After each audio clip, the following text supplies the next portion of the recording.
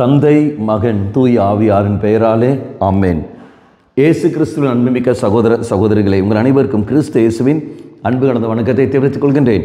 இன்றைய நற்செய்தி பாகமானது மார்க் நற்செய்தி 10ஆம் அதிகாரம் 38 முதல் 41 வரையுள்ள திருவாக்கியங்கள்.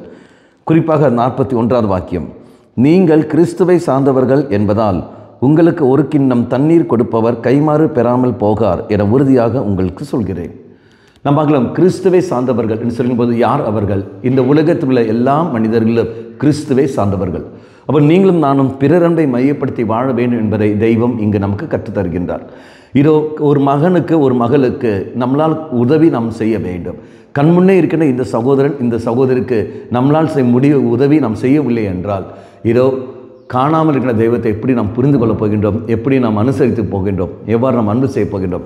கண்முன்னே இருக்கின்ற என் சகோதரன், இதான் என் முன்னே இருக்கின்ற இவனுக்கு என்னால் செய்ய வேண்டிய உதவிகள், செய்ய முடிகின்ற உதவிகள் நான் செய்யவில்லை என்றால் எப்படி நான் தெய்வத்தை அனுபவிக்கப் போகின்றேன்? அப்போ இறைவன் சொல்கிற வார்த்தை, கிறிஸ்துவை சார்ந்தவனாக இருக்கிற அவனுக்கு, தன்னை சார்ந்த அவனுக்கு ஒரு குடிப்பதற்காக ஒரு தண்ணீர் நாம் கொடுக்கிறோம் என்றால் அந்த சிறு உதவி, அந்த நன்மை நாம் செய்கிற பொழுது தெய்வத்துக்கே நாம் நன்மை செய்யப்படுகிறோம். அது நம்ம எல்லோருக்கும் தெரியும் இல்லையா?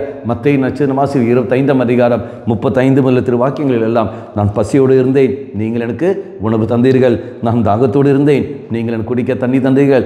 ஆடையிட்டு இருந்தேன், நீங்கள் எனக்கு ஆடை அணிவித்தீர்கள். எப்போது ஆண்டவரே இந்த சிறியோருக்கெல்லாம் நீ செய்ததெல்லாம் எனக்கே நீ செய்திருக்கின்றாய். அவை இறை செல்லும் என்ற அனுபவம். ஆண்டவரே, கண்முன்னே இருக்கின்ற இந்த சகோதரன் இந்த சகோதரி இவர்களுக்கு என்னால் செய்ய முடிகிற உதவிகள் நான் செய்ய வேண்டும்.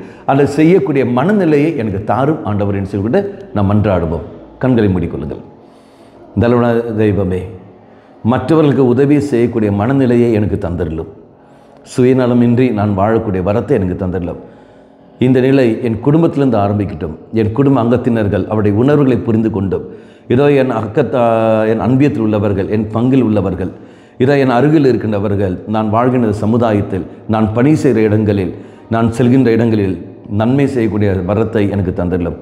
அந்த மனநிலையை தந்தரலும். அம்மா மாதாவே, தெய்வ மாதாவே, எங்கள் மாதாவே, என் அன்னையே, விசேஷமாக எங்களுக்காக பரிந்து பேசும். ஆமேன். தந்தை, மகன், தூய ஆவியாரின் பெயராலே ஆமேன்.